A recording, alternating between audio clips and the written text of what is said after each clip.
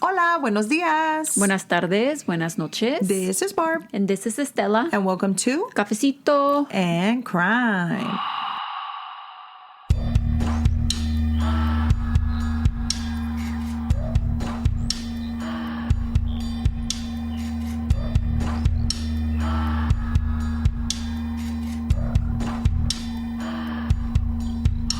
So today we will be going off to the part number deuce of the case of Jasmine Richardson and Jeremy Steinke. Steinke, because he is Steinke. I think, really quick, I think I was saying his last name wrong in the first part. I think I just said Stain, but it's Stein, like Steinmart. Oh. You remember that store? I do remember that store. But it's Steinke. Steinke. So, pero that would be bad. Like, no, I mean. Either way. Either way, he's still a Steinke. A Steinke. Yeah. So today, obviously the episode's going to continue with Miss Estela Gurusquara. Yeah, it's going to be a long one. And if you would like to listen to part 2, please grab your cafecitos. And let's get started. Now, in last week's episode, we left off cuando Jasmine and Jeremy had officially been introduced by a common friend that they had, Kaylee. Yeah. Now, what I forgot to mention in the first episode, I'm sorry, is that... You're fired. Fuck, let me get out of here then. Is that the Jasmine's friends, they're all the same age and they're all little. So their names were changed. So as I mentioned those are not the real names because they didn't testifying in court y todo eso. So, pero Jasmine sí se llamaba. Jasmine and all the news sources and in the book and stuff, they refer to her as JR because Jasmine Richardson. Pero, bitch, I mean, her name's fucking Jasmine and she, Most deaf. So that's what I wanted to say about this episode. And then, like I said, we left off cuando, Jeremy and Jasmine had met already, had hung out. Yeah. No, estaban chileando. Officially, Kaylee los introduced. Sí, ahí nos quedamos. Yes. So Jasmine and Jeremy did not begin dating right away. They were just friends.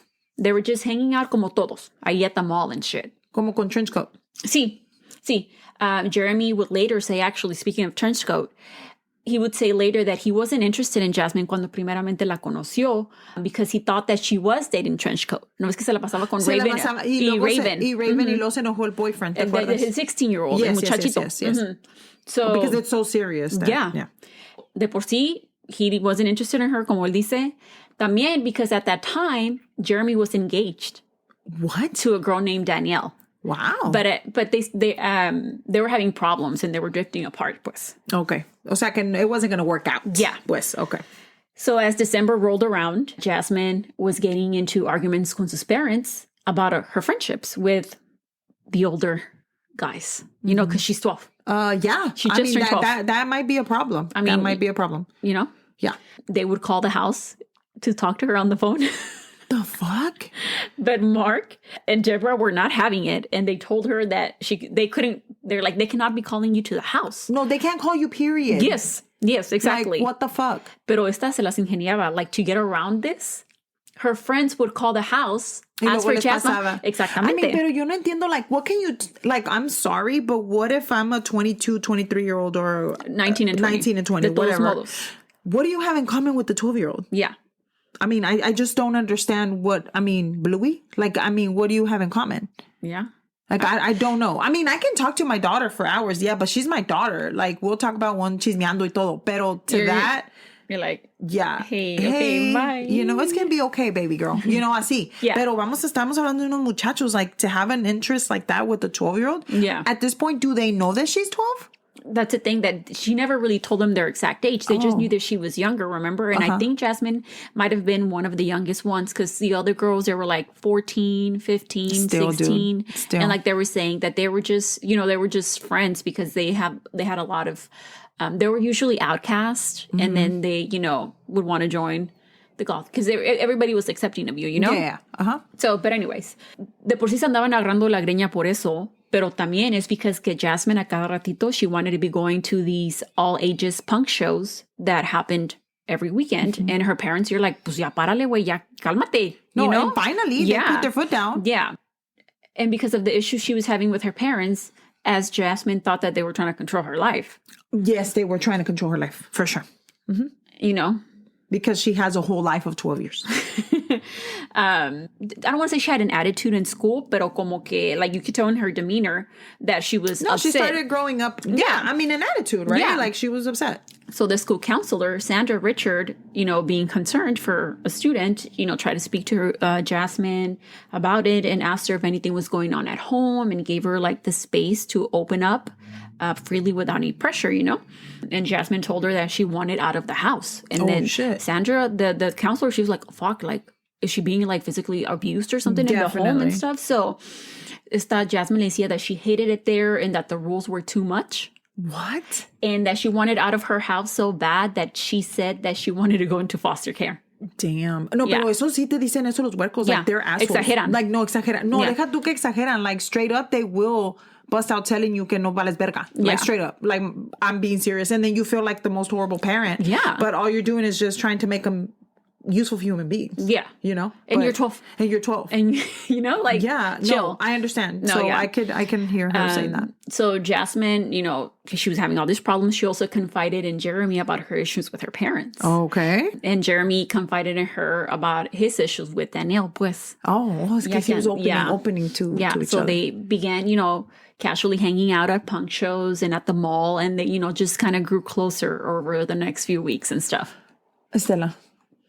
I know. She's okay. Go ahead. So by early February 2006, Jeremy and Danielle, so fiance, couldn't work things out and they broke up. Okay. And very much of the times, Jeremy posted like a sad poem online and stuff. And I'm just going to read you like a line of the poem. Pues. Yeah. See. Heartbroken. And he used to write lyrics and all that stuff. Lyrics. Yeah. And one of the quotes, a line from the poem said, quote, "My love left me hanging by a rope." Not the rope. The rope girl. Oh, wow. So he wasted no time in notifying Jasmine that he had broken up. Well, maybe after, like, he started confiding her, como que he got comfortable. Yeah, they got close, And then things escalated quickly. She's 12, bitch. On Valentine's Day. Not the Valentine's Day. No. Jeremy sent Jasmine an email, because, that's how they mostly communicated, and asked her to be his girlfriend. Wow. I believe it also included, like, a poem que le mandó, and that Jasmine says she was very flattered by. But she, for whatever reason, I'm not quite sure, she didn't give him an answer until they had their first date at a punk show, where she told him yes. I've never gotten asked for anybody to be anybody's girlfriend. Like, in person? I never. So when you and my brother started dating, what? We just was dating. Like, we just never, like, he never was like, hey, you want to be my girlfriend? It just kind of like, oh, I guess I'm his girlfriend, like, straight up. So I would never know how that would feel. I'm being serious. And before him, I didn't really have a boyfriend. Yeah. Because I was like, no, ew. So anyway, but I imagine how that feels. And then later, Jasmine would go on to say, obviously, le dijo que sí quiere ser su novia, but later she goes on to say that she didn't know Jeremy's real age, just that he was older. Wow. And that matters. And at this punk show, I don't know what the girls were doing, pero ahí estaba con sus amiguitas, and then they were talking about Jasmine sent one of her little friends que le dijera her age, y que everybody else was 13, and she didn't want to be the youngest one, so que le dijeran a Jeremy that she was also 13.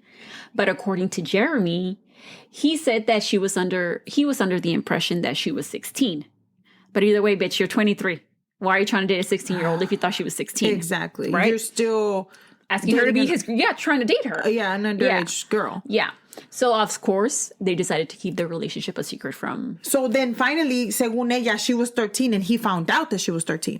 That's what she's saying, que ella mandó uno de sus amigas que le dijera that she was 13. Okay. But Jeremy says that he doesn't remember that.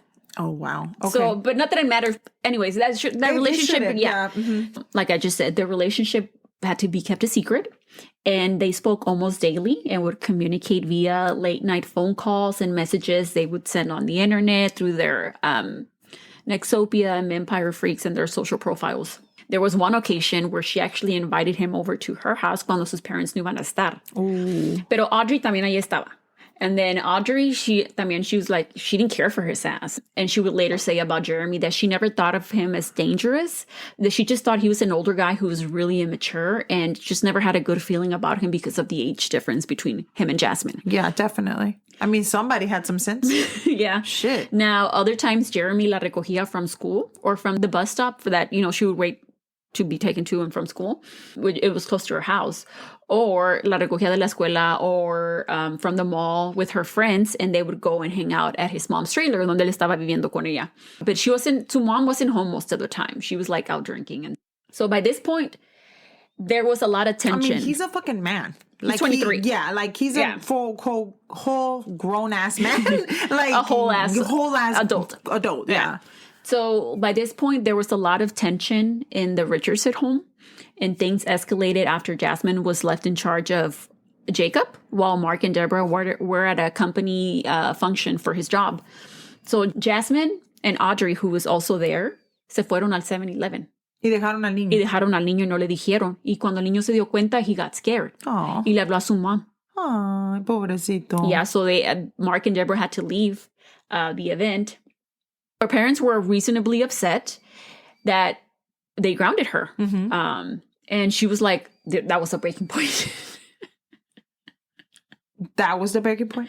A breaking point. That was a breaking point? Not the breaking point, but a breaking point. Yeah. The fact that you left your brother to go to the 7-Eleven by yourself with your friend? Yeah, you left. Yeah. And you were supposed to be taking care of him, know? And at least you could have been like, hey, bro, I'm going to go to 7-Eleven. I'll be right back. Or do you want to come with us? Yeah. Pero she said, went on to say, she's like, I couldn't stand them anymore by that point. I just feel like she wanted to like live her life como ella quería y no quería que nadie le dijera nada. And then when her parents started being like, hey, no, you can't do this, or hey, you need to do this, have more responsibility at home, whatever, es cuando she was just mad. Yeah. Because she's a 12-year-old. Yeah.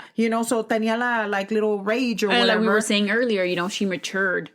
She hit puberty earlier. Yeah, earlier, yeah. Also, at the same time, it was noted by friends of the family that Jacob ya la tenía miedo a su hermana. He was scared of her. Shit, I would be too if she was calling the vampire freaks and shit. Decían que like she was supposed to walk him, I think, to and from school or from the bus stop. I think she was supposed to walk him home from school, pero que él ya no se le quería acercar. Dice que ya no quería for her to walk him. That's so sad. So, just like Jasmine, obviously, Jeremy también tenía Nexopia and Vampire Freaks profiles. And I guess, how I mentioned in the first episode, like her dislikes and what she would write on her profiles, what she would put about herself. Yeah. This is what Jeremy had on his. His username was Soul Eater. Wow. Yeah. You're going to on Nexopia. Yeah. Yeah. And his dislikes were, quote, my heart being broken again, homeworkers, hypocrites, lies, the sun, because he's like a vampire and stuff, untrustworthy people or unreliable people, backstabbers, cheaters, spiderwebs, planes, posters, and prostitutes. That's a lot. And he said about sex workers, he wrote, quote, I like to kill them, play with their insides, then eat. Parentheses, didn't your mama tell you not to play with your food? End quote. Fucking weirdo. Now, on his Vampire Freaks profile... So that wasn't on the Vampire Freaks? No, that was on Nexopia. Ay, Dios mío. I'm not exactly sure if this information was gathered from, or no sé, I don't know if it was from messages or if he had it in his profile where people could see it. Pero he professed and put it out there that he was a 300-year-old immortal. Oh, okay. And maybe like a werewolf. Oh, okay. And that the Lycan Empire would one day rise. Oh. Yeah, it's great. So since Jasmine was grounded, but mostly from like punk shows and going out on the weekends, they couldn't see each other, Jeremy and Jasmine. But they would stay in contact by talking on the phone late at night, where he would listen to her problems, quote unquote problems. Girl, I'll show you a fucking problem. He would take her side and, he would sing her songs that he wrote for her. Oh my God. And maybe he was underdeveloped. Maybe. It wasn't like he wasn't officially diagnosed, and I'm sorry, I don't have the name for the syndrome, but they said that he suffered from a syndrome that happens when the moms drink when they're pregnant with their kids. Which, I mean, I could see that. Yeah. Because maybe he doesn't realize that he's 23 years old. And then that's why they're saying that's why he liked hanging out with younger kids. Like people that were younger. I mean, I don't think he didn't think in his mind he was being creepy. He just didn't think that he was 23 years old. And that could happen. Maybe mentally he was, look at he had like a real bad, he was taking hits to the head when he was little, you know, he would beat him up. So, quién sabe. Definitely. Pero, still gross. 100%. También a escondidas, they would meet up at the mall or they would go to his house and they were growing closer. And he told her, I know this is weird and it's not funny. God, don't tell me. And it's not funny, but I just can't help but like laugh because it's awkward and uncomfortable. But he told her that he loved her and she told him that she was falling in love with him. 12. Now, Mark and Deborah, pendejos no estaban, right? They were like, catching on que Jasmine was, still talking to these guys. Tú los dejas que lleguen a un punto donde let me see how far that they can get before I whoop their ass. No, I'm being serious. That's how you get, because that's how I am with my daughter, because my daughter is 13. So I'm like, a ver hasta donde vas a llegar, y luego I bring her down so quick. I'm like, and then sometimes me and my husband, we get together and we plan. Oh, yeah. Yeah. We plan shit because that's what we're supposed to do. And we're like, okay, let's go ahead and get her ass now. So Can I do it now? Can I do it now? Yeah. So I guess that's what they were doing too, you know? So they were like, we know they're still calling the house and we know you're talking to them. And they're like, you need to quit your shit. Not in those words, obviously, right? But they're like, this needs to stop. So they also began to monitor her internet searches and her history. But they felt that even while doing all of that, they're like, no, she's still doing something and we just can't catch her. So, because they're smart, dude. They're smart. Oh, she was trifling. No, and not only that, but they know more about that kind of stuff than we do. Like technology. My daughter and my nieces and all of them, they know so much of all of this shit that I would be standing there just looking at them. Yeah, like what the fuck? Because I'll tell Estella, what does this mean? I'm like, bro, I don't know. What does this mean? And then we Google it and stuff. Yeah, I do Google shit. So I mean, she probably knew how to get away with a lot of shit. Yeah, but Mark was like, took their whole ass computer to a local computer store and asked the employees to hack into her MSN account. Es todo. Yeah. But at the computer store, they're like, dude, we can't help you with that. If you think she's doing shit that, is, you need to go to the police.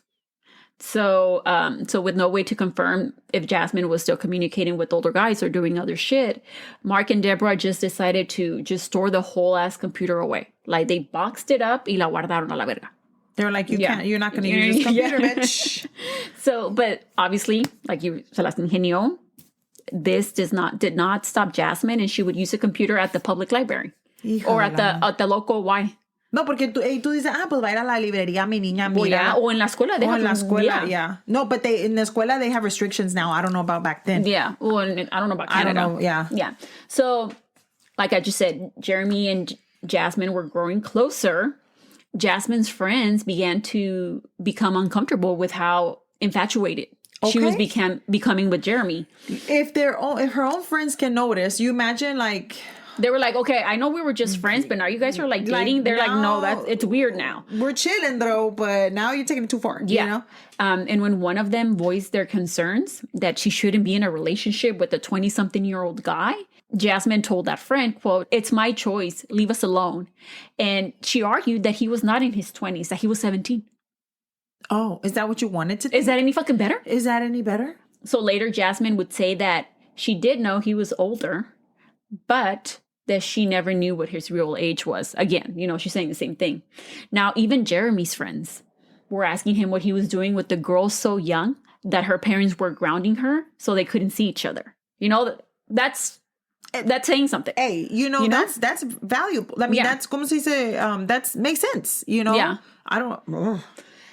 In response to all the opposition that the relationship was getting from, their friends and stuff, he wrote a song called The Intervening. In some of the lyrics, I'm going to read them a little bit. It said, quote, "We'll never listen to you or your lies. Why don't you just go ahead and fucking die?" Let's take a quick break. Persons of Interest is back, and it's bigger than ever. That scream will echo in my head for many years. Taser! Taser! She's gonna shoot! Oi! Shot fired! Shots fired! Stay out! You gotta go on you! He had the perfect aim. I am absolutely stressed at that point. I have no idea where my officers are. Persons of Interest available everywhere you get your podcasts. Oh, that was a good line. Yeah. That was a good spit. They didn't care what other people had to say. And they would talk about fucking getting married. They were going to buy a castle in Europe and that they were going to live there. A ver si no tienes trabajo, compa. They were going to have a goth wedding, pues. And then they were going to get tattooed rings. Pero, please somebody help me. And it was in a message sent on March 13 from Jeremy to Jasmine that I don't know if they had already been talking about this. I don't know. But they were talking about killing, pues. Yes, oh, yeah? Yeah. Oh, okay. That's exactly what I talked to when I was dating somebody. We talk about killing somebody.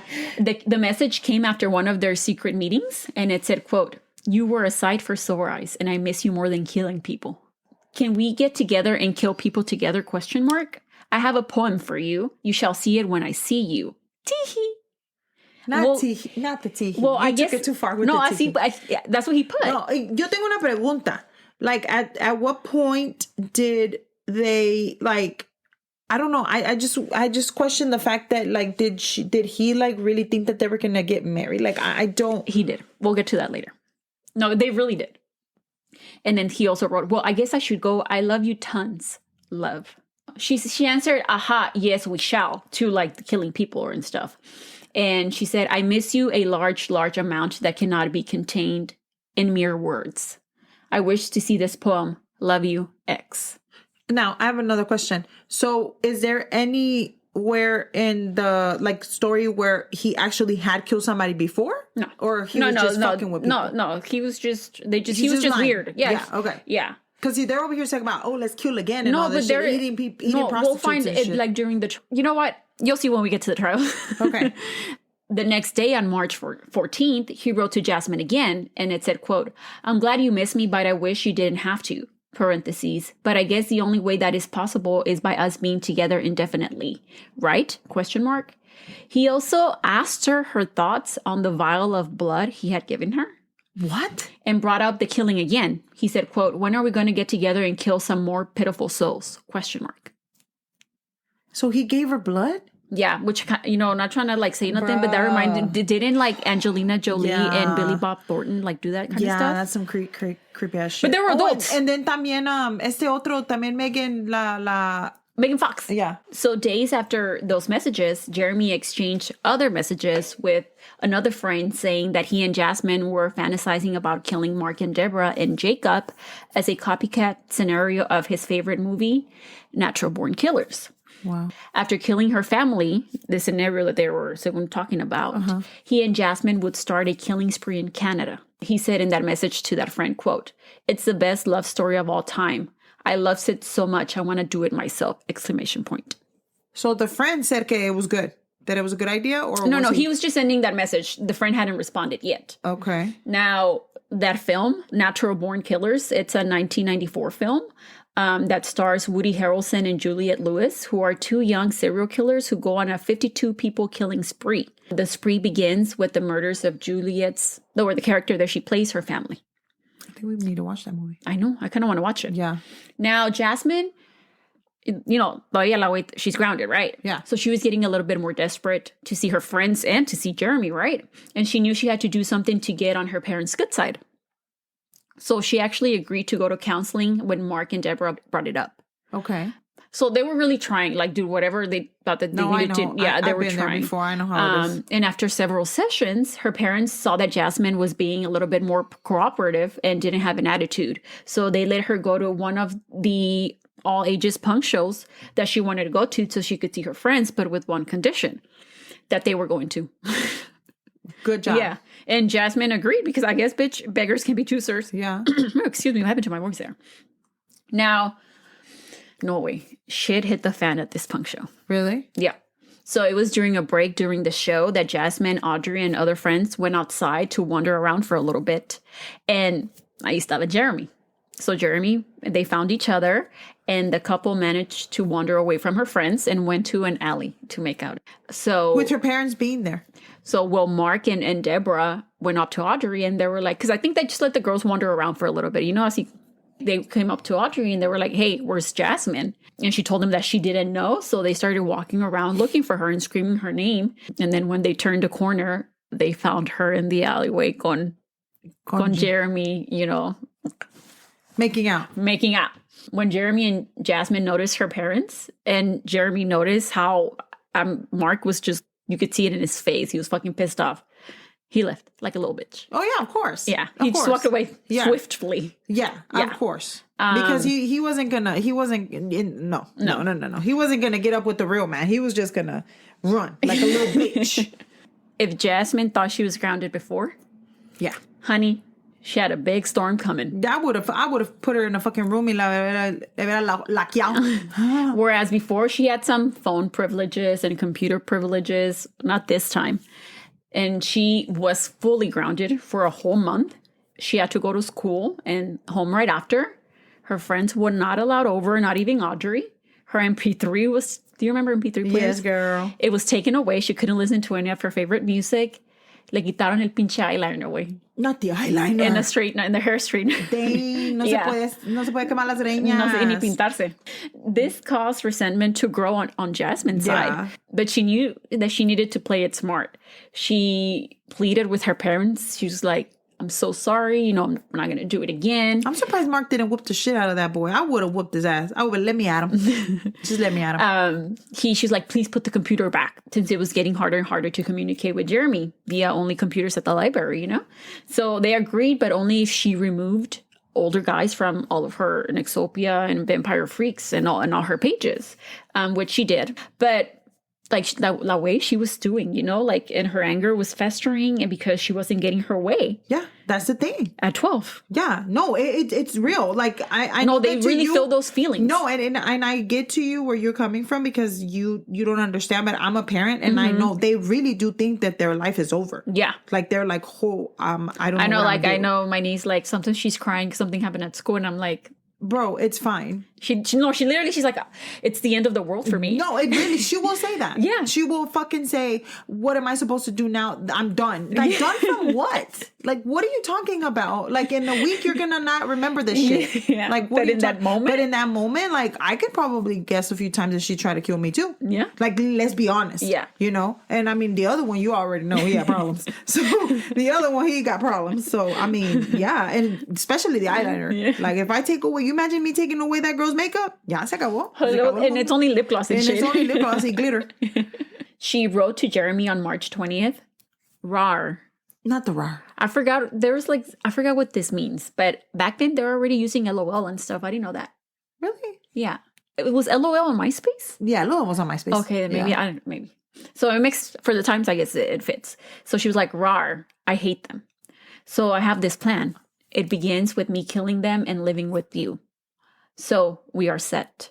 They are treating me like shit. I hate them so much, but I hope this won't bring us far apart. Porque la estaba bien preocupada por el novio, pues, because she didn't want him to think that she was too young for him. But she was 12.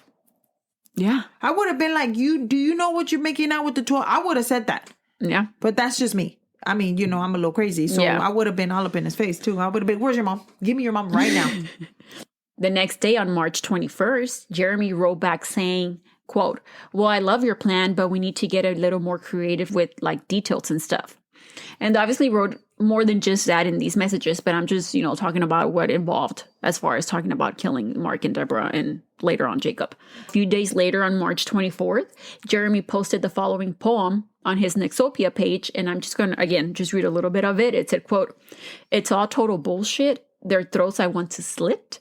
They will regret the shit they have done, especially when I see to it that they are gone. They shall pay for their insolence. Finally, there shall be silence. Their blood shall be payment. I have a question. Where's the cops? Like, because, like, you imagine just writing this shit, like, willy-nilly on the fucking internet and writing that you're gonna slash somebody. Like, somebody has to see some red fucking flags. It's 2006, bro. Bitch. If they don't do that now. I don't know. Now, all of these messages and all these poems on these blog posts and all that stuff, all this will come back to haunt them in court. Yeah, I'm sure it will. Yeah. Like you said, because they're just putting it all fucking They're just all out like there. literally just writing Well, a wait, whole. they're dumb. Yeah, they Well, are. they're kids. They're, you know. He's not a kid, but Pero he's I not. guess mentalmente se me hace ya. Yeah, uh-huh. So Jasmine was itching to see Jeremy. Like, ya le picaban las manos and shit. So much so that she just, like, la way she was sneaking out. Yeah. And she tried it one night, but as she was sneaking out the back door, I mean, hizo ruido. She made a creaking noise. And it woke up Deborah and Mark. Nomás get your ass back inside. She waited a little bit before she tried it again, though, which was now early April. And this time she crawled out through a basement window that was in the back of the house. Y la window no tenía screen. Y the lock was broken. So Jeremy picked her up at her school bus stop, as he had done many times before. And then they went to his house. And it's weird. Why? Because they had sexual relations. Ew. Yeah. So then she made it back home. And then, ya metiéndose, like la güey había dejado pajamas outside. So as soon as she got to her backyard, se las puso. And then I think her dog, they had a little dog, it started barking. And then her parents woke up. So they caught her, but she was in her PJs. And then she was like, no, I just came outside to get some fresh air. But they couldn't catch her. Like, they didn't know if she was telling the truth or not. But I think they knew. Yeah. But now, I guess that they had consummated their relationship. They were like full on plotting the death of her parents. O sea, ya cuando this is like that's the threshold right there. Like once they have that relationship, even as they were getting closer, they felt like they were closer to each other. And I know that this sounds crazy, but I could understand, where they're. I mean, she's raging hormones, and he's a man. A man. So I mean, like, yeah, that's gonna happen.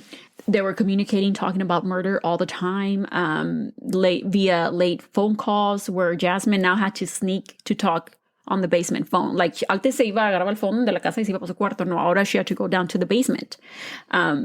They talked about different scenarios of how this was going to happen.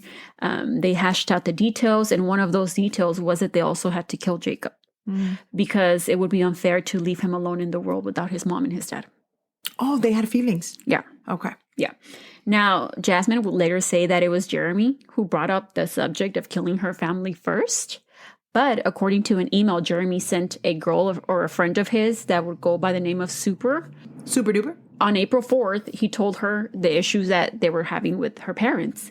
And then that friend responded to her parents to shove it. And then he responded with, quote, "We are thinking more along the lines of killing them."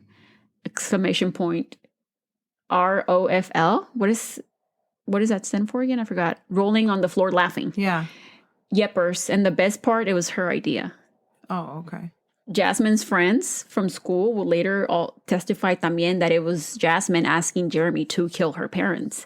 According to one of her friends, again, these are not their real names, but according to Jocelyn and Alyssa, friends of hers from school, they overheard conversations she had with Jeremy where she was so enraged, telling him that she hated her parents so much and wished that they were dead, that she couldn't stand it and that she needed him to do this for her. Wow. Yeah.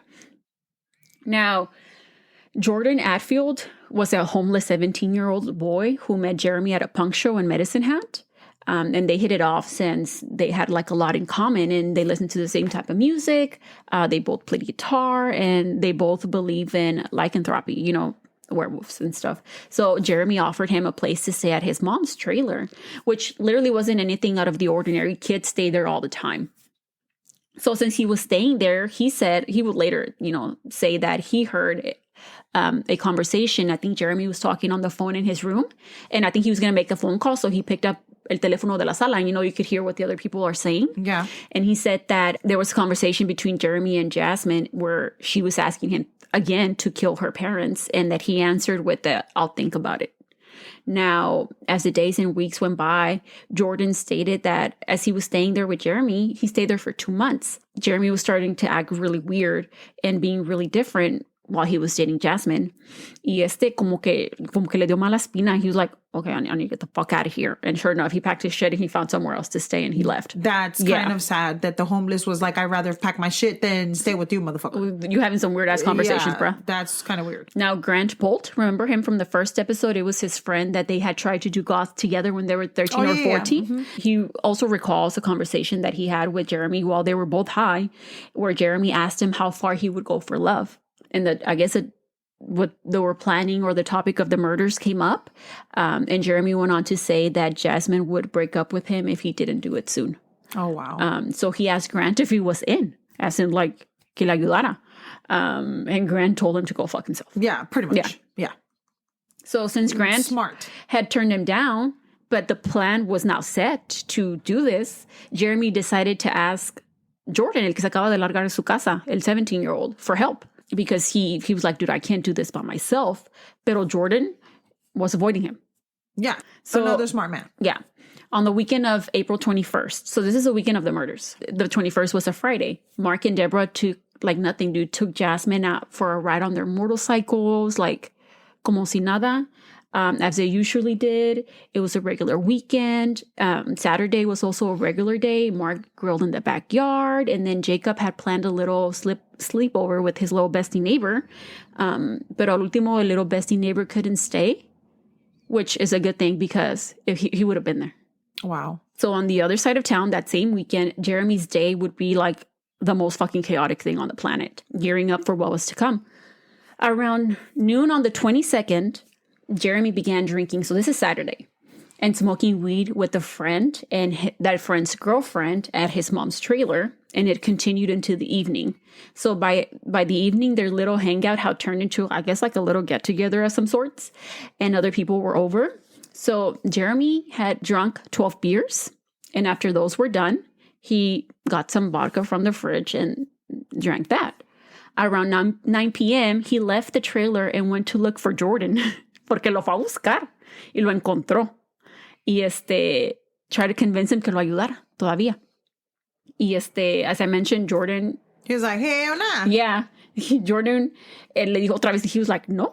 And then Jeremy just couldn't believe it. He was like flabbergasted. Que he couldn't understand how someone who he helped or let him stay with for 2 months wouldn't help him with this.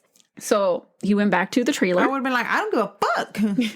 Shit, trying to make me go to jail forever. He went back home and I don't know, he called Jordan again for whatever reason. I don't know si lo iba a convencer por teléfono o quién sabe lo iba a amenazar. Pero again, Jordan was like, fuck no. And according to his friend's girlfriend, the ones that they were in the trailer with, that they were drinking and smoking with, she said that she overheard a phone call where she heard que le andaba preguntando a aquel que lo ayudara. Now, after this, Jeremy and all the people that he had over at that time all gathered around and drank and watched Natural Born Killers, his favorite movie. At around 2 a.m, some people had left, but a couple of them were still there. And one of them was a girl named Erica, who said that she heard Jeremy talking on the phone and said, quote, "Are you sure you want to do this?" Just before she fell asleep on the living room floor. Now, Jeremy left the trailer in the early hours of April 23rd and headed to Cam Barkley's apartment. I'm pretty confident that was his dealer. Mm-hmm. And it was around 3 a.m. While there with Cam, Jeremy snorted a fair amount of cocaine, took ecstasy. So andaba al 100 el compa. Drank more vodka and had wine. Oh. He left Cam's about an hour later and then stopped at a convenience store to buy gum because at Jasmine no le gustaba el olor when he smoked his breath.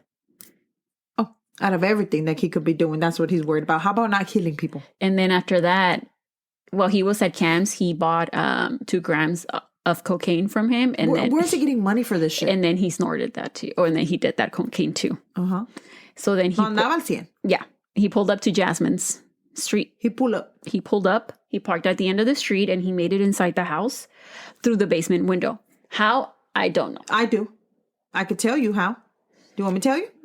Go. She fucking opened the door for him, the window. So he was wearing all black, a black hoodie, a black like half mask, black fishnet arm stockings, a black neck bandana, and last but not least, black eyeliner. He had to have the black eyeliner. Yeah. And he had a knife in his city. And as se metió, he made noise. And Deborah pensó que esta se estaba saliendo de la casa. So she came down to the basement to investigate. So when Deborah made it down there and she turned on the light, he stabbed her and slashed at her. And she screamed and, she had defensive wounds. So she put up her arms to defend herself. but he just kept jabbing. Now, Mark heard the screams and then he jumped out of bed and flew downstairs and he saw Deborah on the floor and a masked person standing above her. So Mark reached for a screwdriver that was at the bottom of the stairs and he fought Jeremy. He would put up a big fight. According to Jeremy, quote, he came at me real fast. I was scared shitless and I thought I was going down. You should have gone down. I went to back up and tripped and fell, and then he jumped on top of me and attempted to stab me in the chest, end quote. Now, Jeremy managed to block and knock off the screwdriver de la mano de Mark. And then Where's Mark's gun? Because he has to have a gun. Why do you think he has a gun? I don't know. He has a motorcycle. It's not Sam Crow, bitch. Okay, I'm saying, like, please tell me I would have shot him from the fucking door. Now, he wasn't in Texas, that's why. Yeah. They're in Canada. En Canada no tienen guns, but down here, that motherfucker would have been shot. Yeah. I think Mark, like, started jamming his thumbs into his eyes. And, pero just continued to just stab and jab. And then he managed to wiggle himself from under Mark, and then he started to run. But Mark ran after him and caught up to Jeremy and began to choke him, pero desde tenía el cuchillo. He was just like, donde podía, he would stab. So Jasmine was now hearing all of this, and she ran downstairs and then saw them fighting, and then saw her mom at the bottom of the stairs in her own blood, and then she didn't fucking do anything. She went upstairs. She was like, oh, that's great. So as Mark was losing the battle with Jeremy, he managed to ask him who he was, and Jeremy, he didn't give a reply, but Mark then le preguntó why. And then to that, he did have an answer. He said, quote, because you treat your daughter like shit. And then he said, and it's what your daughter wanted. And those were the last words he ever heard. Damn, that's sad. Obviously, he was out of breath and drenched in blood. He made his way upstairs, met Jasmine in the kitchen. Because remember, this is the basement. So you have to go upstairs to, I guess, the main floor. Yeah. And then Jeremy said that she hugged him and told him that she loved him. And then she went upstairs, and Jeremy was not far behind her. And he was walking up the stairs, and then he, like, brushed his sleeve on the wall, so the whole, like, manchado de sangre. Now, I'm not going to go into the details about Jacob's killings or murder. I just know that he put up a fight like his daddy. He did. Yeah. Yeah. So they just randomly went into the room and started stabbing Jacob? We'll talk about it a little bit more in the crime scene because, obviously they get caught because they're fucking stupid. Yeah. They get caught like 24 hours later. No, I'm just saying because they start talking about it, and that's one of the sad things I think most about this case that I'm just going to say now, like, you never know who did it, who killed Jacob. Porque ella dice que fue él y él dice que fue ella. Oh, okay. After Jacob was killed, Jasmine rinsed her hands in the bathroom and also the knife used to kill Jacob, which she left on the bathroom sink, and it gets found later. Jeremy went downstairs and was going to wait for Jasmine to grab a backpack and some of her stuff. So I don't know what happened. He started freaking out and told her that he was going to go outside to get some air. And just told her to hurry the fuck up pretty much. So Jeremy, I don't know, he started fucking hyperventilating or no sé qué madre, and he thought that somebody saw him out on the deck. So he fucking ran in his truck and he fucking left her. He left her there. Oh. Yeah. That sounds about right. Yep. I mean, he was probably, okay, let's be realistic. He was really high. So if the adrenaline was that high of him fighting someone and, stabbing someone and then killing a little boy. And then you're on uppers, right? You're on uppers. So then all of a sudden it starts coming down. You're going to freak out. Yeah. Like you're realizing what the fuck you just did. Yeah. So I'm pretty sure he probably was like, oh my God, you know, I need to get out of here. So, y la dejo ahí. He's like, peace. A lo que fue, pues, el compa. Pues no quería su mujer, pues. Por eso digo. Now, when Jasmine realized he left, he was probably like, this motherfucker. Because I think he left, like, the handle. He left, like, a smudge of blood on the door handle. I guess once he went back to the deck or whatever. Jasmine called Jeremy's trailer before somebody finally answered, because people se había quedado ahí a dormir. It was like 5 a.m. when somebody actually picked up the phone at Jeremy's trailer. And they were like, yeah, well, he's not here. So now you're standing there with your family dead. In your house. In your house. Yeah. So whoever she was talking to, I think it was one of Jeremy's friends. ¿Y por qué no se fue caminando? Start walking? She told him, he was like, okay, he's not there. I need to get there anyway. They were like, well, we'll take a cab. So she called a cab. She called a cab to pick her up, and that call was logged at 5:25 in the morning by the cab company. She then realized que no tenía cash, la güey, para pagar, pues. So then she grabbed her mom's card, went to the 7-Eleven to get cash out of the ATM. She went to 7-Eleven often. Might as well. ¿Qué vas? So robarle dinero también a la pobre mamá también ya de por sí. When she made it back home, she said that she ran there and ran back. By the time she made it back to the house, the taxi cab driver was already there, and she picked up a backpack that she left outside, and then she got in the cab and she went to Jeremy's trailer. So by the time she made it there, he was already there too, and he had already showered and cleaned up. But you could see that, you know, he had like his eye, he had his injuries, pues también ya se le estaban notando. Now, they went into his room, and Jeremy stuffed his bloody clothes into a white plastic grocery bag, and then they left again. They went to Cam's apartment, his dealer, ellas fueron a dormir, where Jeremy had just been hours before getting, you know, high. Cam would later say that Jeremy looked rough, and Jasmine looked spaced out and wasn't there at all. After they woke up later in that afternoon, because they slept until noon, Jeremy, and Cam left and went to a party. Wow. At a fourplex apartment. That fourplex was across the street from the 7-Eleven where she had gotten the cash from. So she was down the street from her house. She could probably see her house. And her family, knowing that her family was there. That was there. Yeah. At this party, Jeremy could finally introduce Jasmine as his girlfriend. Pues, even Grant was at this party. He also showed off his injuries, Jeremy, así from the night before, and just attention seeking, you know. Jasmine was drinking, and Jeremy, and people would say that, you know, they fucking started making out on the couch and shit, like nothing. Okay. James Wally. Am I surprised? No.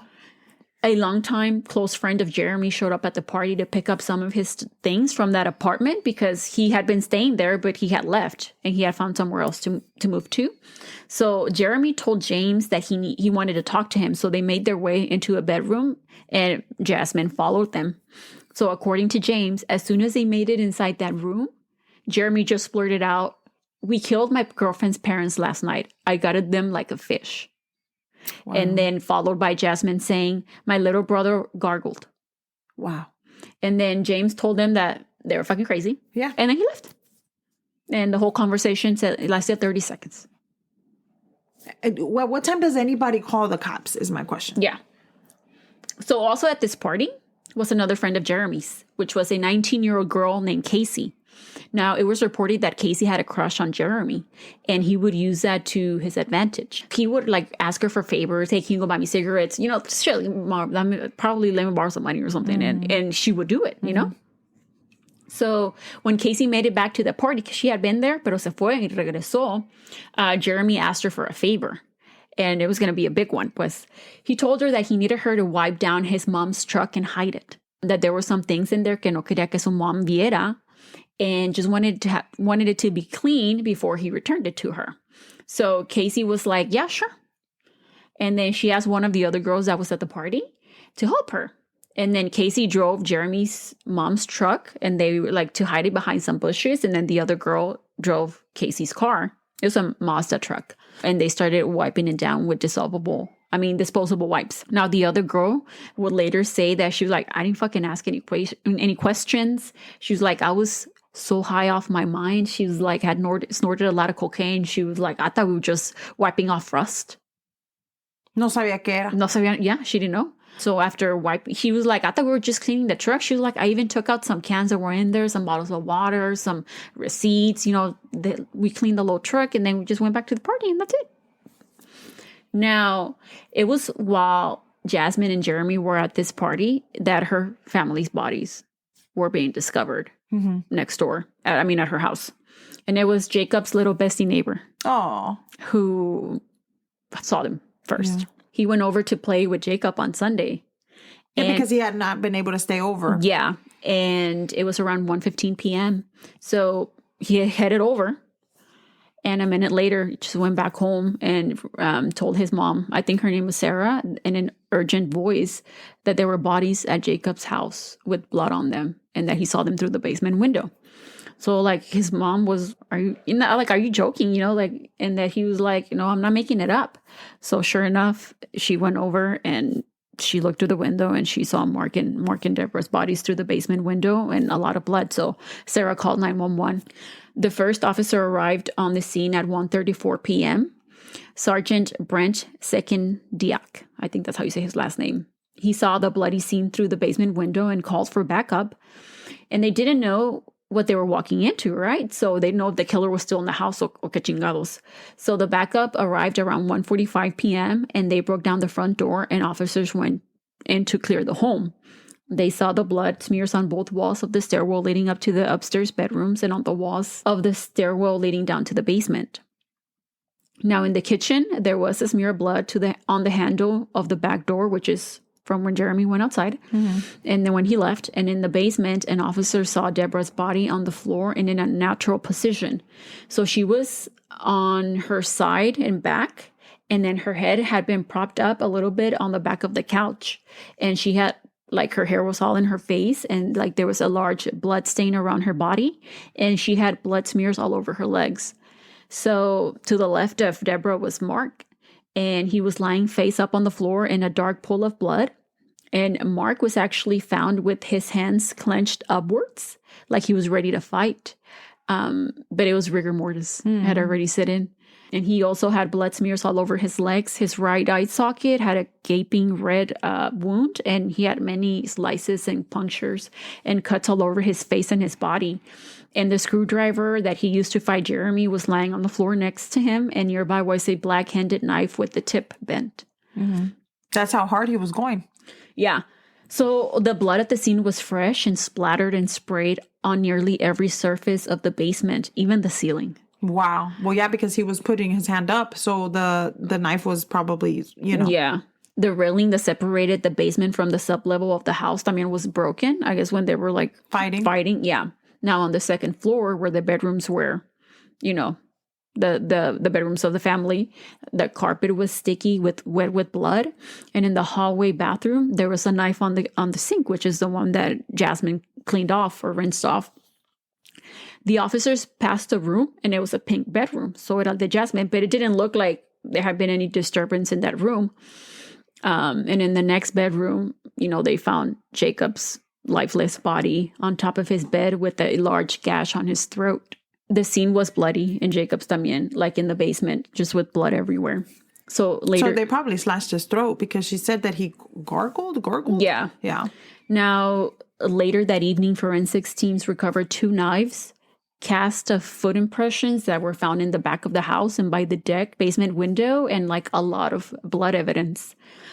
Police, when they were searching through the house, they noticed a family portrait, and one person was missing in the home. Mm-hmm. And it was the girl in the photo.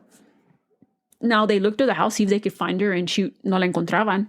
They initially thought that Jasmine could have been kidnapped. Yeah. So detectives started to speak to neighbors, and the first neighbors that they spoke to, they told them that they had a 12-year-old daughter that just looked older. Then they were like, she looked at least 16, and that she walked to the bus stop with her friends. They would see her do that. Now, I'm not sure how they learned more about her, or I'm sure by speaking to other neighbors, they learned what school she went to and all that stuff, but they managed to contact the school's counselor and asked for the names and the contact information of Jasmine's friends, just in case maybe she had spent the night at one of their houses. That's what they were thinking, Mm-hmm. They met at the school shortly after 3 p.m. and a school photo, sí les entregaron una foto de Jasmine from school to release to the media in case they needed to find her, As far as phone numbers, I'm not sure if they were having trouble finding them o no sé qué pedo, pero the counselor, Sandra, she said that she brought up that sometimes students kept their friends' phone numbers taped to the inside of their lockers. So they decided to go look into Jasmine's lockers to see if they could find her friends' phone numbers. So as Sandra was searching... Was that a deal? Like, was that a thing? I don't know. We had a conversation about lockers before. Yeah, we know. We know. Now... As Sandra was searching through a binder in Jasmine's locker, a page fell out, and it was a hand-drawn 12-panel cartoon that showed a stick figure family of 3 being burned alive. Oh. While 2 stick figures watched laughing. Oh. It also showed 1 stick figure running toward a vehicle that was labeled Jeremy's truck. Wow. Wow. Yeah. Other panels depicted other scenarios, I guess you can say.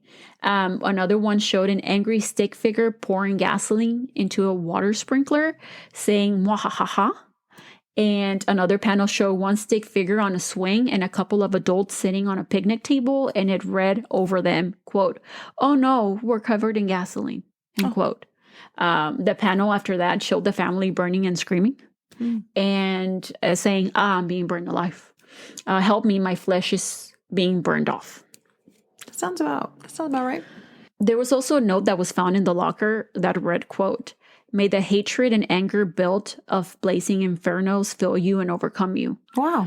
May the pains of 1,000 tortured souls come upon you like a scalding blade and eclipse all other noble feeling. May your hopes, dreams, and happiness fall into the swirling pit of despair, never to return. May your peace of mind and safety be gone to you to be forever afraid and allied. May the black overcome you and the pain never ending. May all you love be stolen and destroyed just out of reach to never again feel such joys. Amen. XX." That handwriting was later identified as Jasmine's by one of her classmates. That's so sad. That's dark, bitch. That is dark sided. There. That is dark in there. Yeah, that's like the devil's booty hole. Dark. Yeah. Even the devil's like, I don't know about that. I don't know about that. Yeah. The drawings on the note obviously were shown to police, and just based on that alone, the thought that Jasmine being a victim in this case was, they were like, I don't think so. That's slow. The started to diminish. Yeah, let's a little say. bit. Yeah. It was possible that she might have been implicated in the murders of her own fucking family. Sorry, I didn't mean to say fucking, but of her own family.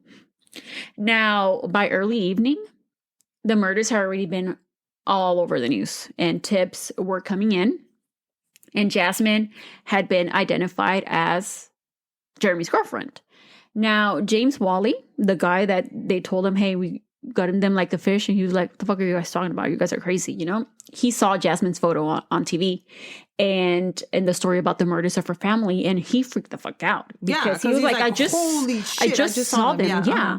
And he was hesitant to go to the police or contact the police because he himself had a warrant out for his arrest. He's like, oh shit. And he was a pothead. So, but despite his reservations, he did contact the police and told them what Jeremy admitted to him. As he should. Yeah. Thank you very much.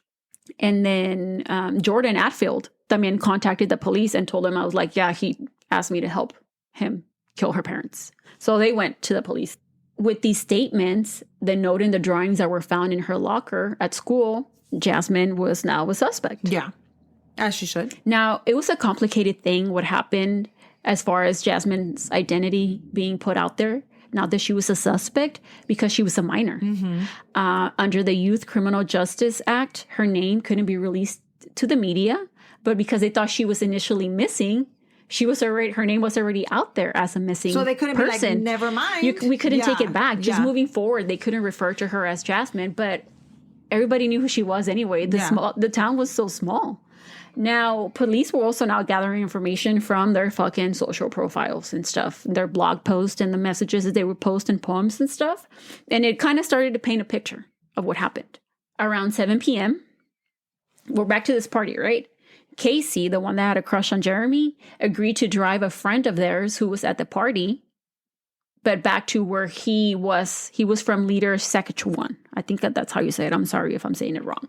Now, I'm not sure if Casey told them if they wanted to go with her or if they asked if we could come with her, but they all ended up in Casey's truck together, along with a couple of other girls.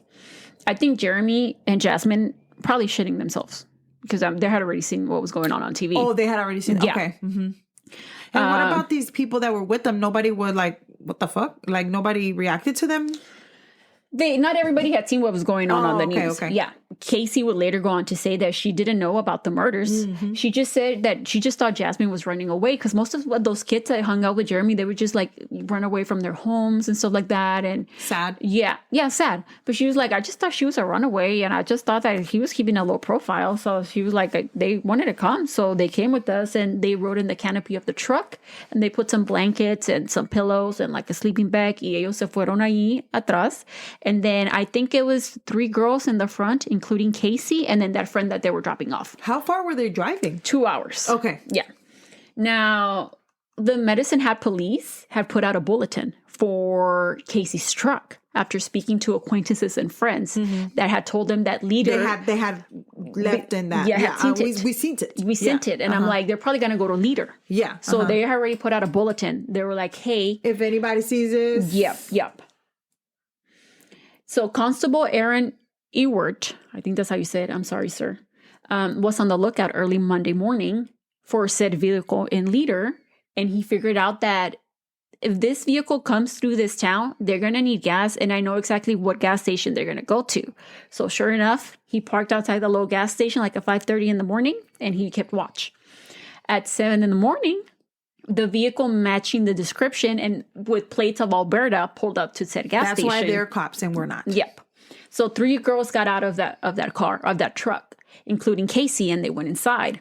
And Jeremy and Jasmine stayed in the back of the truck. Now, inside the gas station, Casey saw a newspaper with the headline of the murders and the Richardson family picture and then Jasmine's picture.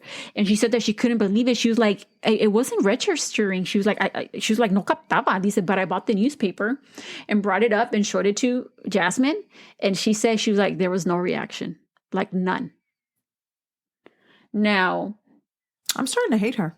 They all got back in the car and drove to a parking lot of the highway. They didn't know what they were going to do next. You know, if Jeremy and Jasmine tried to, like, what were they trying to do, right? So, I would have been like, y'all get off of my car. Get the fuck out. And y'all can fucking walk, bitches. Because I don't want to have anything to do with this shit. Constable Aaron parked a block away and he called for backup too. And it was around 7:30 in the morning by that point. And then the backup arrived. One of them approached the truck from the front and the other one from the back. Now, in the back was Jeremy and Jasmine. And they were ordered to get out of the truck and were arrested along with the other girls. Y aquella sin pantalones. ¿Quién? Jasmine. Why? ¿Dónde estaba el pinche puto pantalón? Ponte pantalón. Now, Jasmine and Jeremy had a hearing at 3 p.m. in the community of Swift Current so that they could be transferred back into the jurisdiction of Alberta. On Monday, the bodies of Mark, Deborah, and Jacob were actually finally removed from the home after, the CSI team had been in there and stuff, and they were going to be taken for their autopsies. On Tuesday, April 25th, Sergeant, I think this is how you say his name, Sheehan. I have no idea what you're talking about, so okay. So, Sheehan, Sergeant S, interviewed Jasmine. And he played like the cool tactic, like I'm a cool guy tactic to kind of relate to her, so she could talk. And then kind of just started talking to her about music and, and such. He told her that, he was like, hey, I might even be able to get you an MP3 player so you can listen to music. And she was saying that she was complaining about how como apestaba porque no se había bañado. He was like, I might be able to even get you to, get a shower. So he was trying to get her to talk, but she never did. And asked for a lawyer. Oh. Yeah. Or she asked for a lawyer or to get her phone call, right? So they left the interrogating room. Who was she going to call, bitch? You ain't got no family. As they left the interrogating room and were walking down the hallway, according to Sergeant S, she changed her mind and decided to tell him what happened. Mm-hmm. But that part of the conversation was not recorded because they weren't in the room. So we don't know exactly if Jasmine ever did say that. And that's going to come back later in a little bit. Now, in the beginning, Jasmine gave Sergeant S bullshit stories about how she had snuck out and went to a party with Jeremy and his friends, and they were drinking and shit. Mm-hmm. And at this party, that she decided she was going to run away. So when Jeremy was going to go drop her off back home, she found the door open de su casa, and that she could see through the window that there was blood, and she wanted to leave, but she didn't have any money. So to Sergeant S, she wasn't making any fucking sense, right? She's not making sense. He was telling her, I need you to tell me the truth. Like, stop bullshit. Every time she said one version of the story, Sergeant S was like, stop telling me half truths. Tell me the truth. We already talked to people. We know what happened. So just tell us what happened. So ella le componía más until she got to a version of what happened that matched the crime scene. She told him that Jeremy dropped her off because she was still stuck on that part of the story that she snuck out to go to a party with him, and that she made the decision to run away at the party. And when she made it back home, she was going upstairs to get some of her stuff. Ike Jeremy came inside the house with her, and that he had 2 knives because they needed to get away one way or another, and he didn't care what happened. Oh, yeah. As Jeremy was moving around downstairs, he was making noise, which woke up Deborah. She made her way downstairs, Mark not far behind her. And Jasmine said that she heard her mom screaming and knew what was happening.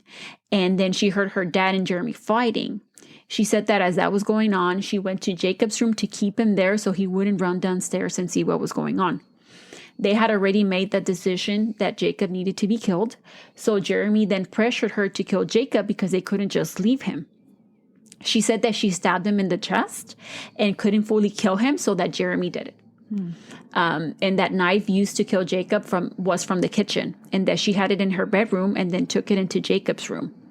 And that everything that happened, Jeremy did it out of love for her. Oh, okay.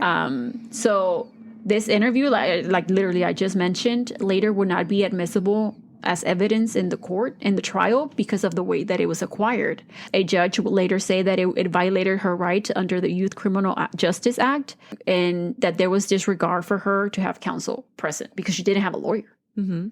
So Sergeant S, he had this little plan, right? He allowed Jasmine to write to Jeremy to see what they were going to be talking about. Mm-hmm. So she wrote him her first letter that same day on April 25th, telling him that she loved him with all her heart and eternally, and to stay strong. Oh, okay. Sergeant S talked to Jeremy after he talked to Jasmine, and maybe they talked about 15 minutes before he asked for a lawyer. According to Sergeant S's notes, after various attempts at calling lawyers and them saying that they didn't want to pick up the case, Jeremy waived his right to counsel. Again, that conversation too was not recorded. So it was just basing it off of what his notes he wrote down, right? Mm-hmm. Now, that interview would get cut short because Jeremy needed to make a court appearance. Both Jasmine and Jeremy made court appearances that day before Court Judge Darwin Greaves, and Jeremy was informed of the 3 counts of first-degree murders he was being charged with. He didn't enter a plea because he didn't have a lawyer. He hadn't seen a lawyer, and his appearance was adjourned for May 2nd. Jasmine saw Judge Greaves in youth court, where she only confirmed her identity because she also hadn't seen a lawyer, and her appearance was also adjourned for a later date. Sergeant S's interview with Jeremy resumed the following day on April 26th. He pressed for information, even though Jeremy told him that he was advised to keep quiet until he got a lawyer. But Sergeant S kept pressing on, he wanted him to talk without counsel present. Unlike Jasmine, Jeremy was emotional retelling his version of events that night. Before he began retelling the events of that night or early morning, he told Sergeant S that he tried to talk Jasmine out of it. And when he tried to, she got upset with him, and that he could ask anybody that they knew and they would be able to tell him that exact thing. Wow. He said that he would do anything for her and that he loved her. Now, he said that as soon as he made it inside that house, he wanted out. Pero Deborah came downstairs, screamed, and he reacted. He said he got scared. Then Mark came at him and they fought, and that he just stabbed him and didn't even know where. He said that he was so high on drugs that it was all a blur. Mm-hmm. I could believe that. He said that he went upstairs and that Jasmine stabbed Jacob but couldn't go on. So Jeremy told her that they couldn't leave him, so that she cut his throat.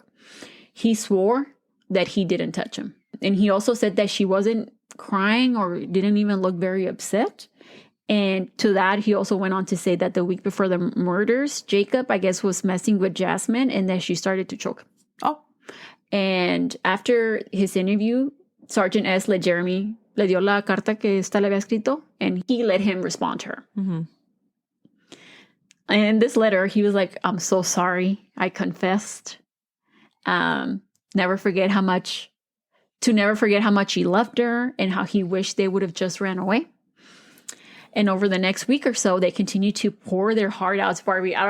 You guys need to look up these letters. It's crazy about how they loved and missed each other. And Jeremy asked Jasmine to marry him. What the And she said yes. It was... Una novela. No, it was weird because you would think that they were like these adults that had gone through so much in life and they finally got a chance to be together, but then they were like separated by war. So now they were communicating via letters or some shit. You would think that that was what was going on. They're fucking delusional, dude. But that was not the fucking case. So when Jasmine accepted his marriage proposal, Jeremy wrote back to Jasmine expressing his gratitude for accepting his marriage proposal. But actually, that would be the last note that he ever wrote to Jasmine. And Sergeant S, he was like, I have all the information that I need from these letters that these fuckers were fucking sending to each other. So he never gave Jasmine the last letter that Jeremy wrote her. He didn't need to. No. Now, so Mark, Deborah, and Jacob's autopsies were performed by forensic pathologist Dr. Craig Litwin in Calgary. Litwin noted that, okay, so we're going to get into Jacob's injuries. So if you don't want to listen to this, please just skip. Litwin noted that Jacob had 4 stab wounds, 2 on the right side of his face and 2 other shallow ones to the left side of his chest. He also had petechial hemorrhages on the inside of his eyelids and mouth, which actually we just talked about petechial hemorrhage in the Christine Larson's case, which can indicate strangulation. However, he could not determine if he had actually been choked because of the gash to the large wound to his neck. And you couldn't tell if he had strangulation marks or anything. That wound to his throat is where most of his blood loss came from because it severed his jugular vein and his larynx. Now, Mark had 24 stab wounds. Damn. He had a wound 4 inches deep that cost about 300 milliliters or over a cup of blood to enter his abdominal cavity. And when that happens, it means that you're losing blood from important organs. He had another wound in his right lower back that cost over a pint of blood to enter his chest cavity. And he also had defensive wounds. And it was also noted that none of his stab wounds were fatal. His cause of death was blood loss. Wow. Yeah. They could have gotten them help. If somebody would have called 911. Yeah. But that wasn't the case for Deborah, who had 12 stab wounds. The most significant and fatal wound was one that punctured her aorta. Wow. She also had other wounds that punctured her lungs and one that punctured her stomach. And she also had defensive wounds. There was a memorial service for Mark, Deborah, and Jacob on April 29th in Okotoks from they had moved to Medicine Hat. And there was another one on May 2nd in Sudbury, where they were from in Ontario. So Deborah and Jacob were cremated, and some of their ashes would be buried along with Mark. Now, Jeremy was transferred to Calgary for a psychiatric evaluation on May 4th. In that same transfer van was an undercover constable, Corey Both, who was going to pose as an inmate to get Jeremy to spill, I guess, more beans. And Jeremy, porque le gustaba abrir la boca. So he just wanted to show off. He wanted attention. And he had been doing it, like talking to other inmates and stuff. So Jeremy told Both that he thought he might be able to get off on one or 2 of the charges. One of them is the murder of Jacob, because Jasmine was the one that killed him and that he didn't touch him. That's one thing that he always said. He was like, I didn't do it. It was her. He said that he thought that Jasmine had a few screws loose. No shit. And because compa. because she didn't cry or anything and was laughing about it the next day. The second was that he thought he could get off of Mark's too, because Mark attacked him with the screwdriver, so it was self-defense. Wow. Bitch, you were in his fucking house. Yeah. Self-defense this, bitch. Yeah. Well, he mentioned that he was high as a kite that night, and he tried to talk Jasmine out of it, but she was adamant about killing her parents. Now, unlike the first interview that he did, or with Jasmine and with Jeremy, this operation was done right, and Jeremy confessed to the killings on his own behalf. And this confession would be admissible in court as evidence against Jeremy. Now, you're gonna die here. Jasmine's trial began on June 12, 2007 in Medicine Hat. Her trial was separate from Jeremy because of her age, and long gone was the goth, almost teenager, and facing a judge now was a teenager with a fresh face, hair pulled back into a ponytail, wearing a short sleeve lavender blouse and black slacks. Oh, all of a sudden she's se compuso. There were 90 state witnesses, including Jeremy, but he actually never testified. When the charges were read out to her by the presiding judge, C.S. Booker, she responded with not guilty. Now, Tim Foster, Jasmine's defense lawyer, and his assistant, Catherine Bayak, I think that's how you say her last name, were going to present the case as that of a 12-year-old girl who was a victim of an adult male predator, Jeremy Steinke. Even though Jasmine discussed ways to kill her family, it was all talk and never thought that it would become a reality, that the murders were not planned. That's what they were. It was not planned, right? The Crown prosecutor, Stephanie Cleary, stated that they would present evidence that would prove that Jasmine planned her family's murder so that she could be with Jeremy. They first called to the stand neighbors. Then it was Sergeant Sekundiak who testified how, they came into the house and then how they found Jacob and his body in the room and such. The next day, the jury it hit them hard because they were just shown a binder of crime scene photos and they didn't even give them a warning. They said just opened it up and it was all just fucking right there. They didn't say, hey, you're about to see some gruesome stuff. Gruesome shit, yeah. The pathologists who conducted their autopsies also testified about each victim and their wounds. Now, Jasmine's friends were also called to the stand. Yeah, of course. Along with Jeremy's. Jasmine's friends all recalled how Jasmine stated she hated her fucking family. She hated her family and wished her family were dead, and how she was seeking help to make it happen. How they also heard conversations where she asked Jeremy to help her kill her family. When Foster did the cross-examination for the friends of Jasmine, he obviously asked the questions very gently. He asked them if they ever took Jasmine seriously when she mentioned that she wanted to hurt her parents. The girls answered no. And if they thought that she was actually telling the truth, they would have been like, hey, she's fucking saying she wants to kill her family. They would have alerted an adult, but they didn't think that she was telling the truth. They thought she was just talking out of her ass. The girls stated that it was just how kids talked. Okay. I've never fucking talked like that. I've never said I want to kill my parents. They're like, that's just the way kids talked, and we just never thought it would become a reality. So then do my kids tell their friends that they want to kill my ass? Do you want to ask them? I want to ask them. Okay, we'll ask them after this because I want to hear this. Yeah. So all Foster was trying to do was plant doubt in the jury's mind that this actually was not planned, Yeah. Jeremy's friends testified as well.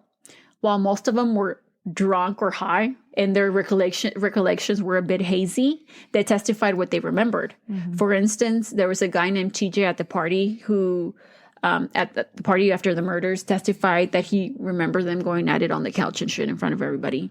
Others stated that after the murders, they were just hanging out like nothing happened. Jordan testified that he overheard Jasmine ask Jeremy on the phone to kill her parents, and how... Oh, yeah, because when he was on the phone, yeah. Yes, mm-hmm. And then how he had asked him to help. También. Now, James Wally testified también that Jeremy told him at the party, they had gutted them like a fish, and that her little brother had gargled. Yeah.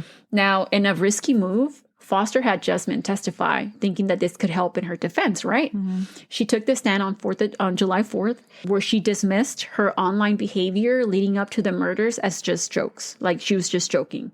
Again, that was just the way her group of friends talked and never meant it, and that her friends knew she was just joking.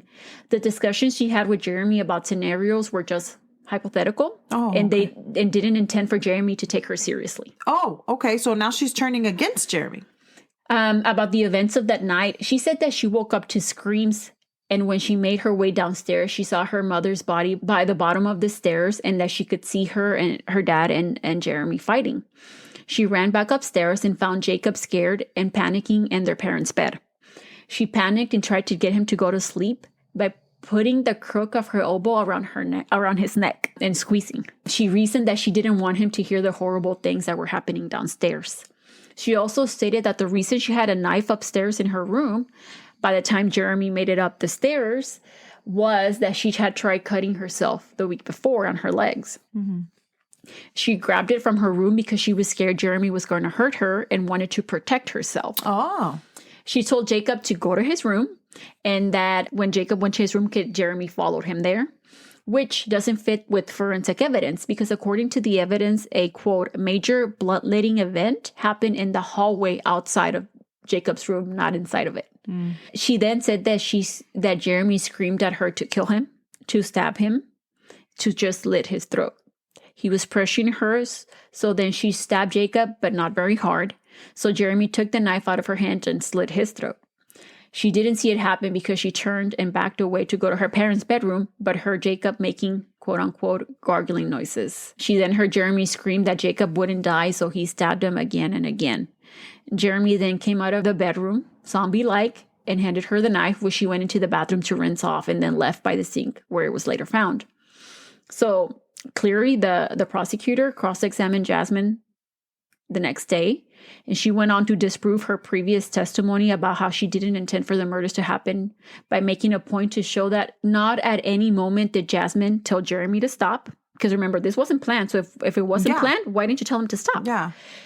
When you ran downstairs to see him fighting your dad, or when you ran downstairs and saw your mom at the end of the steps. Yeah. She didn't call or look for help, not to the 7-Eleven clerk that she ran to the para sacar dinero de la ATM. She never checked on any of her family members to see if they were still alive, or she could never call 911. She didn't go to her neighbors for help, which she could have. And to this, Jasmine responded that she was just so out of it and practically sleepwalking, and that she was scared. She said that she didn't even think about it. Sleepwalking.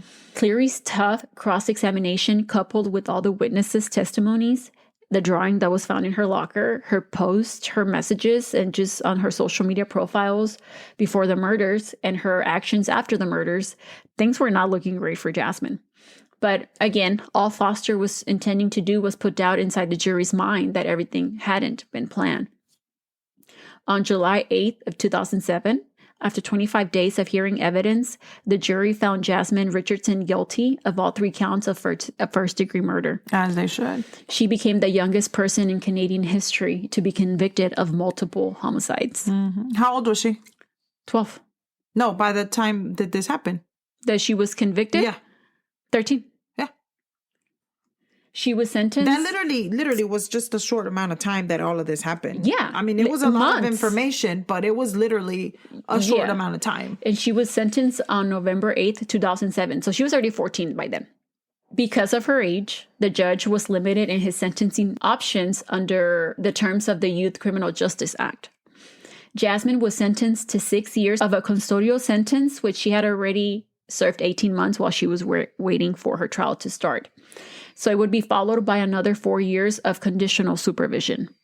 Samples of her DNA were also kept on file, and it was prohibited for her to ever own a firearm.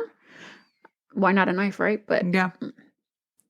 She was also eligible to receive specialized care known as Intensive Rehabilitative Custody and Supervision, IRCS, which is a rehab program for serious violent young offenders who are diagnosed as suffering from a mental illness, psychological disorders, or emotional disturbance.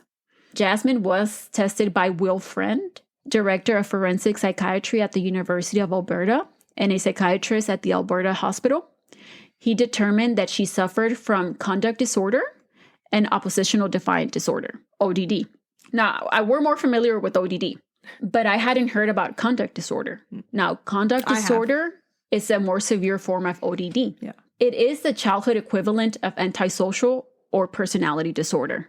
Now, conduct disorder and ODD are both prerequisites for a young offender's diagnosis of sociopathy or psychopathy for later in life. Because, we've actually had that case of that one gentleman that killed all of those people when he came out of jail. What was his name? The guy with the tattoos on his face? Nico Jenkins. And Nico... ODD. But he had ODD. Yeah. Now, she was also analyzed by Roger Marcio, sorry, sir, a clinical neurologist at the Hospital of Alberta.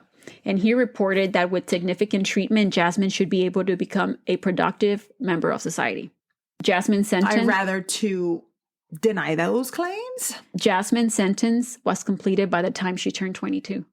Wow. It says that if she stays out of trouble 5 years after that and commits no crimes, her whole record will be expunged. Wow. Basically, she got away with what she wanted. Her record was, it's happened by now. Her record is expunged. That's what I'm saying. Like, she got away with what she wanted. The web sleuths say that she changed her name and nobody really knows where she's at now. I would do the same thing, but I mean, I'm just saying, like, that's I'm sorry. Sometimes system is a little bit messed up. And I feel like just because you're a kid doesn't mean that you don't have responsibility for what you do, you know? But there was a lot of psychology in the book that I read about that, and it's from many experts that go into, she was 12. I know I'm not an expert, of course, but I'm just saying, like, it's just crazy to me sometimes to listen to that. To hear about that. Yeah. Mm-hmm. Now, okay, so as far as Jeremy goes, opening statements in Jeremy's trial would take place on November 17, 2008 in Calgary. After Jasmine's trial concluded, it was going to be impossible to find an impartial jury for the second time. His defense lawyer, Elaine Hepner, applied for a change of venue, and it was approved by Justice Brian Mahoney. Before the jury selection even began, Jeremy pleaded not guilty to the 3 first-degree murder charges in front of Justice Adele Kent. The prosecutors were going to be Ramona Robbins and Assistant Prosecutor Brandy Shaw. And they were out to prove that the murders of the Richardson family were planned so him and Jasmine be able to pursue a relationship, and that the evidence presented would prove it. That evidence would be messages from social media, kind of like, I'll say, the long lines of Jasmine's, social media profiles, taped conversations with the undercover constable. The letters. Both, yeah. Testimonies of friends, acquaintances, police, and forensic experts. And much like Foster's strategy for Jasmine, Hepner's also was to plant doubt in the minds of the jury that the murders weren't planned. If he managed to achieve this, Jeremy could be convicted of second-degree murder instead. Hepner also hoped to get one conviction off Jeremy, which was Jacob's murder. Nothing could be done about Mark and Deborah since he had confessed and there was blood linking them to him. As far as testimonies go from friends and acquaintances and other people, you can copy the ones from Jasmine's trial. They were pretty much identical. So when it came to Jacob's murder, there was no clear evidence that Jeremy participated. And he had been consistent in his story since the very beginning as far as Jacob went. The only thing linking him to Jacob's murder was a small amount of blood on the shoelace of one of his shoes. According to a blood splatter expert, the location where the blood was located, which was on top of the shoe, in the middle of the shoelaces, it would have been hard for it to have landed where it did if the shoe had been dragged or just walked through the puddle of blood. For it to have landed where it did, the person wearing the shoes would have had to have fallen or tripped on the blood. So after further questioning from Hepner, the blood splatter expert, he couldn't say 100% that's the only way that the blood would have landed on that shoe. Mm-hmm. So to explain away his incriminating messages and blogs, Jeremy needed to testify, and he took the stand on December 2nd. In his testimony, he stated that the songs and poems he wrote were just him expressing his frustration. Using those types of words and lyrics were very common in the music that he listened to. And it's true, like, I get that. But it didn't mean anything else. He's like, it didn't make them a reality. He was like, I was just expressing how I felt. Oh, really? And all about this bullshit that you were talking about, that you were eating people and shit, that had nothing to do with that? Regarding incriminating comments he made to friends, he said that was just like Jasmine's friends. That's just the way they talked. Wow, this is some crazy ass people. As far as his confessions to other inmates and such, he said that he was just pretty much talking out of his ass to seem like a tough guy. He wanted to be accepted by the criminals he was now surrounded by, which was no different than what he used to do as far as getting accepted by people he was surrounded by. Yeah. When asked about his actions that night, Jeremy testified that he was extremely impaired and that his actions were impulsive, that he just reacted and hadn't planned to kill anyone, that he showed up at Jasmine's house just to see her. When he was asked by his lawyer why he had a knife on him, Jeremy stated that he carried it for protection ever since he had been jumped by 5 guys, and it had become a habit to always have it on his person, even though he was just going to go inside somebody's house or whatever. Mm-hmm. Now, concerning Jacob, again, he maintained that he was like, I didn't kill him. It wasn't me. And he denied there ever being a plan or agreement that he would kill Jasmine's parents and that she would kill Jacob. In the cross-examination of Jeremy by Robin, she set out to show that the murders were planned. If they hadn't been planned, then he could have stopped the attacks at any moment, but didn't. When Deborah came, he could have ran. Literally, you just took the words right out of my mouth. When Deborah came, the window was right behind him. Yeah, he could have ran out. They were like, "Why didn't you leave through the window?" Yeah, he chose to stab her instead. When he fought Mark and left him downstairs bleeding, why didn't you call the police? Why didn't you call 911? Why didn't you check on him? When he went upstairs and saw Jasmine slit Jacob's throat, why didn't he stop her? He could have stopped her. Now, after the jury deliberated for a day, they returned with a guilty verdict on all counts. His sentencing was on December 15, 2008 in Medicine Hat, and he was sentenced to life without parole for 25 years. Which is not a lot. He could be eligible for parole at the age of 50. That's not a lot. And that's the case of Jasmine Richardson and Jeremy Steinke. Steinke. Well, I hope that you were with us till the end. Sorry for the long episode. It was a good episode. Thank you so much for bringing that and all of the research that you did, sister. If you would like to maybe follow us on Instagram, you can definitely follow us at Cafecito and Crime Pod. And download our episode, please. Share our podcast. We come out every Thursday if you're not aware. But if you are, then we will talk to you, or we will hope that you listen to us in the next one. Bye.